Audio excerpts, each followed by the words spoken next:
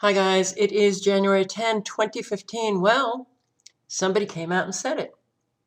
Ron Paul came out and said, we now live in a police state. Unfortunately, because it's Ron Paul, the liberal progressives will even be pushed back further, thinking, oh my God, it's Ron Paul saying it, so of course it can't be true. This is an article written by Ron Paul. If Americans were honest with themselves, they would acknowledge that the republic is no more. We now live in a police state. If we do not recognize and resist this development, freedom and prosperity for all Americans will continue to deteriorate. All liberties in America today are under siege. It didn't happen overnight. It took many years of neglect for our liberties to be given away so casually, for a promise of security from the politicians. The tragic part is that the more security was promised, physical and economic, the less liberty was protected. And the less physical security we got, and less economic security we got. With cradle-to-grave welfare, protecting all citizens from any mistakes, and a perpetual global war on terrorism, which a majority of Americans were convinced was absolutely necessary for our survival, our security and prosperity has been sacrificed. It was all based on lies and ignorance. Many came to believe that their best interests were served by giving up a little freedom now and then to gain a better life. The trap was set.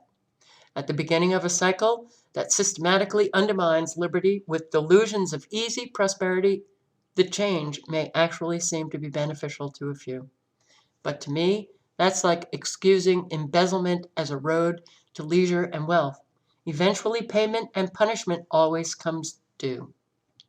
One can't escape the fact that a society's wealth cannot be sustained or increased without work and productive effort.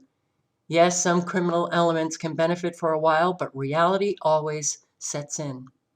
Reality is now setting in for America, and for that matter, for most of the world. The piper will get his due, even if the children have to suffer. The deception of promising success has lasted for quite a while. It was accomplished by ever-increasing taxes, deficits, borrowing, and printing press money. In the meantime, the policing powers of the federal government were systematically and significantly expanded. No one cared much, as there seemed to be enough gravy for the rich, the poor, the politicians, and the bureaucrats. Warfare and welfare state requires police control. As the size of government grew and cracks in the system became readily apparent, a federal police force was needed to regulate our lives and the economy, as well as to protect us from ourselves and make sure the redistribution of a shrinking economy or economic pie was fair to all. Central economic planning requires an economic police force to monitor every transaction of all Americans. Special interests were quick to get governments to regulate everything we put in our bodies, food, medications, and even politically correct ideas. IRS employees soon needed to carry guns to maximize revenue collections. The global commitment to perpetual war, though present for decades, exploded in size and scope after 9/11. If there weren't enough economic reasons to monitor everything we did, fanatics used the excuse of national security to condition the American people to accept total surveillance of all by the NSA, the TSA, FISA courts, the CIA, and the FBI. The people even became sympathetic to our government's policy of torture, which is really phenomenal. To keep the people obedient to statism that originated at the federal level of government, control of education was required. It is now recognized that central control of education has actually ruined education, while costs have skyrocketed. National control of medical care has brought a similar result. This has meant more money for bureaucrats, as well as drug, insurance, and health management companies, and less money for medical care. Constantly, more police are required to run our lives at greater costs while providing less benefit. Nationalizing both medical care and education has provided a great incentive to increase the policing powers of the federal government. The predictable poverty that results from such a terrible system is now upon us and is a strong motivation for the militarization of local police as part of the expansion of the national police state. Temporary and perceived benefits of government overreach and expanded policing powers end up becoming the real problem. By the time it is understood that these benefits are artificial, government power and special interests have gained control of a system designed to serve them and not the people the programs were purported to help. The victims are left hanging and taught that too much freedom is the source of the problem, prompting even more support for the policing power of the state. Today, the failure of central economic planning and of the U.S. as world policemen is everywhere to be found. This is especially noticeable in the police war on the law breakers, real and unreal, in America. The failures of social and economic policy of the past 50 years have led to a mounting friction between the local police and the rights of the people. Local police have been militarized and have become an integral part of the national police state. A police culture that accepts the principle of initiating unjustified violence against citizens has become a serious problem.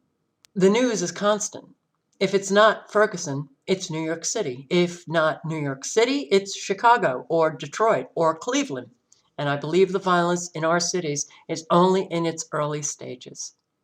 We had a taste of the conflict in the 1960s, but the fundamental values of equal justice and economic opportunity have receded further from reality, failing to understand why the past 50 years of government expansion to eradicate poverty has only worsened the conditions of our cities.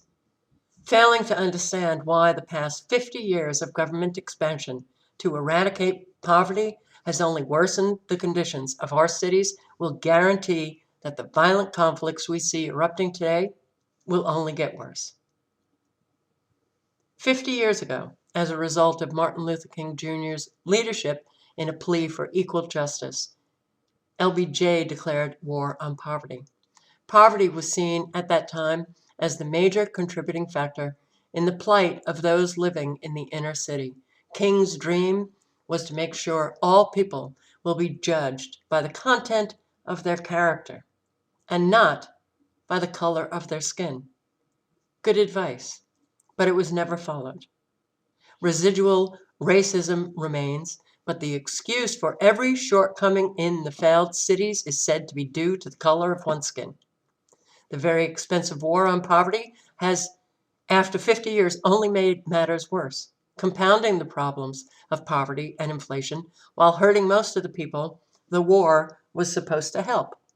Currently, our government spends over $1 trillion per year on anti-poverty programs. Over the past 50 years, over $16 trillion was spent, i.e., wasted.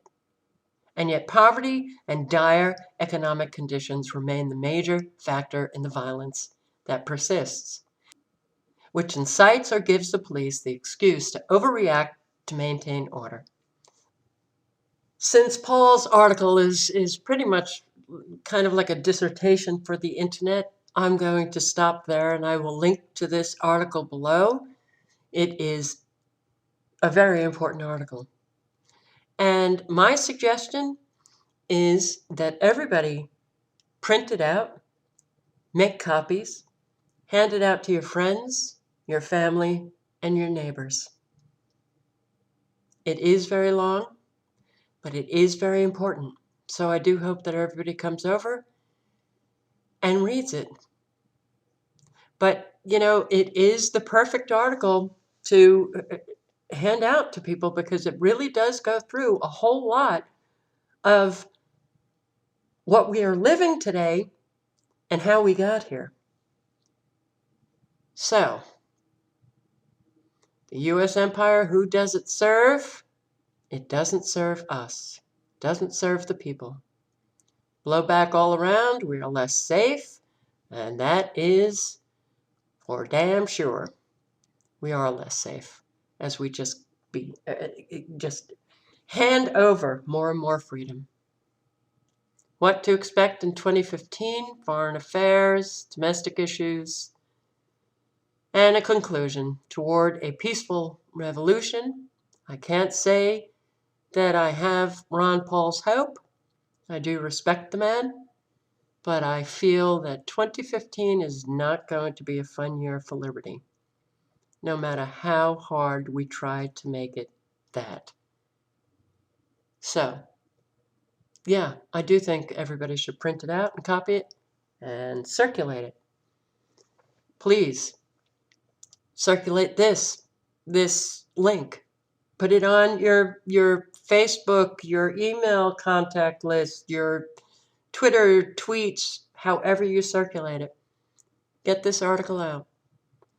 We have to wake up, Americans. My God, we are rapidly descending into a darker nightmare than what we're living right now. And on that note, have a great night. Hope you have a nice tomorrow, and I'll see you soon.